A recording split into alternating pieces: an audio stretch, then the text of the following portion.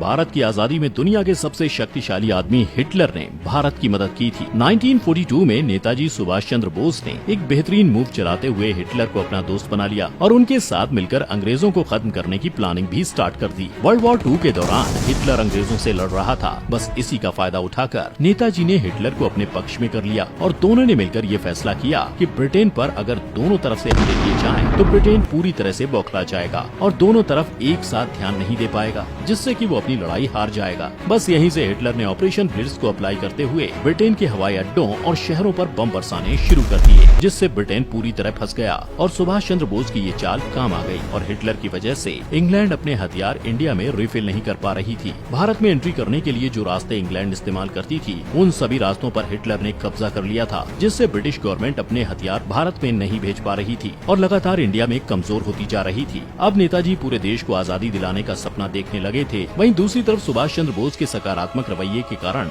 Japan भी उनसे काफी प्रभावित हुआ। नेताजी ने जापान से भी मदद ली। उन्होंने जापान के पीएम टोजो से बात करके युद्ध में पकड़े गए ब्रिटिश इंडियन आर्मी के सभी सैनिकों को रिहा कर दिया और फिर वो सैनिक और साउथ ईस्ट एशिया में रहने वाले भारतीय नागरिक नेताजी की आजाद हिंद फौज में शामिल हो गए। इस फौज को हथियार और पैसा जापान दे रहा था। जापान से दोस्ती निभाते हुए आजाद हिंद फौज के सैनिकों ने बर्मा और मणिपुर में अंग्रेजों के खिलाफ मिलकर 2 युद्ध लड़े। इससे पहले सुभाष चंद्र बोस ने वादा किया था कि 1 साल के अंदर अंदर आजाद हिंद फौज को आजाद भारत में लेकर आएंगे और उनकी ये बात सच भी साबित हुई। वर्ल्ड वॉर 2 में जापान ने ब्रिटेन से जीते हुए अंडमान और निकोबार आइलैंड को नेताजी को दे दिया, जिसके बाद नेताजी ने यहाँ पर स्वतंत्र भारत की एक स्थायी गवर्नमेंट बनाई, जिसे 9 देशों ने मान्यता दी। इसमें जर्मनी, जापान, फिलीपींस और इटली भी शामिल थे। भारत के इस आजाद आइलैंड पर पहली बार भारत का तिरंगा लहराया गया और आजाद जगह के सबसे पहले प्रधानमंत्री थे नेताजी सुभाष चंद्र बोस। यहाँ पर उनकी खुद की सरकार के साथ साथ एक बैंक भी था, जिसका नाम था आजाद हिंद बैंक। इतना ही नहीं, उनकी खुद की करेंसी और स्टैम्प भी थे।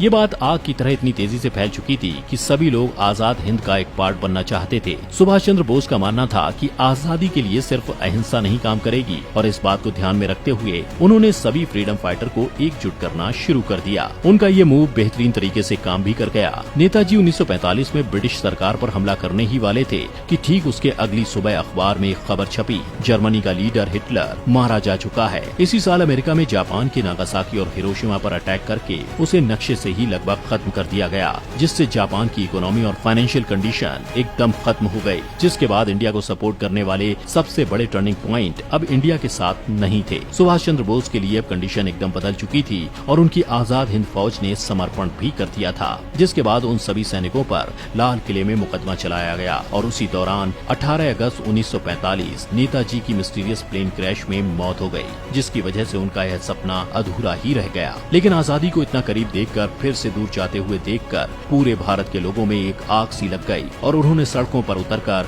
भारतीय सैनिकों के साथ जबरदस्त तरीके से प्रोटेस्ट करना शुरू कर दिया। लेकिन नेताजी के अलावा आजादी में सबसे बड़ा योगदान है गांधी जी का भी। बेशक है इन दोनों की सोच अलग अलग थी, लेकिन फिर भी दोनों का उद्देश्य एक था, सत्य और अहिंसा को अपना हथियार बनाकर देश की आजादी के लिए लड़ने वाले महात्मा गांधी ने अंग्रेजों के स्ट्रक्चर और इकोनॉमी पर जबरदस्त तरीके से चुपचाप नीति वाला वार किया। गांधी जी के द्वारा चलाए गए चंपारण आंदोलन से पहले देश में गरीबी और भुखमरी से लोगों की मौतें हो रही थीं। महात्मा गांधी के 1917 में किए गए चंपारण आंदोलन के बाद अंग्रेजों को भारतीय किसानों की जमीन के लिए उन्हें मुआवजा देना पड़ा। इतना ही नहीं, उस वक्त हमारे ही देश में हमारे ही किसानों के द्वारा उगाए जाने वाले उत्पादों को बेचने के लिए उन्हें टैक्स देना पड़ता था। अंग्रेजों की इसी नीति का जवाब देने के लिए नमक सत्याग्रह शुरू किया गया, जिसके बाद अंग्रेजों को मजबूर होकर रोजमर्रा की चीजों पर लगने वाले टैक्स को खत्म करना पड़ा। ये तो आजादी के लिए गांधी जी का सिर्फ एक ट्रेलर था। इसके बाद उन्होंने अंग्रेजों के खिलाफ ऐसा मोर्चा खोला कि देश के वकीलों, अध्यापकों, सरकारी दफ्तरों में काम करने वाले भारतीयों ने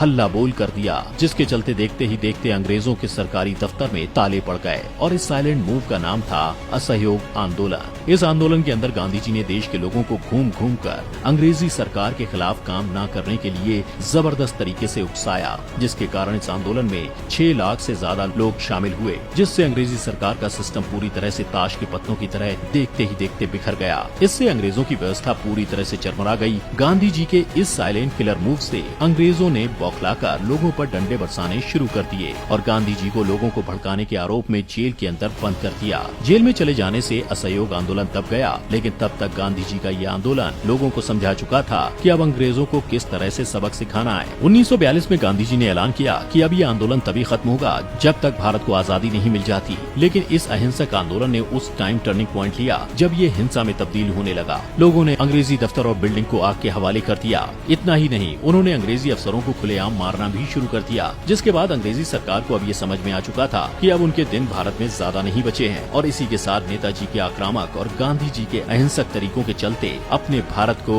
1947 में आजादी मिल गई। लेकिन जरा सोचिए, अगर वर्ल्ड वॉर के दौरान हिटलर इंग्लैंड की इतनी हालत खराब नहीं करता तो क्या हिटलर के बिना हमें आजादी मिल पाती? जर्मनी और जापान जैसे देशों ने हमारी हेल्प सिर्फ इसलिए की क्योंकि हम सभी का दुश्मन इंग्लैंड ही था। अगर ऐसा नहीं होता तो शायद ही ये दोनों इंडिया की मदद करते। वर्ल्ड वॉर के दौरान ब्रिटेन खुद के जलते हुए घरों को बचाने की पूरी कोशिश कर रहा था और दूसरी तरफ इंडिया से उसका शिकंजा धीरे धीरे कमजोर हो रहा था। बेशक दो अलग अलग विचारधाराओं वाले लोग यानी गांधी जी और नेताजी का रास्ता बेशक अलग था, लेकिन उनके साथ साथ देश का हर नागरिक आजादी की सांस लेने के लिए सड़कों पर उतरने के लिए एकदम तैयार था। और लोगों के इसी आजादी के जुनून ने अंग्रेजी हुकूमत की पैंट गीली कर दी थी। वर्ल्ड वॉर 2 का होना इंडिया के लिए मजबूत पक्ष साबित हुआ, क्योंकि सिर्फ 5600 लोगों की आजाद हिंद फौज ब्रिटिश सेना के सामने कहीं नहीं टिकती, क्योंकि उस समय ब्रिटिश सेना के पास आधुनिक टेक्नोलॉजी के हथियार थे और अगर वे उनसे लड़ते भी तो अंग्रेज उनके साथ ठीक वैसा ही करते जैसा कि वो 200 सालों से करते हुए आ रहे थे, जिसके कारण भारत को आजादी मिलने में शायद थोड़ा और ज्यादा टाइम लगता। और इन्हीं सब कारणों की वजह से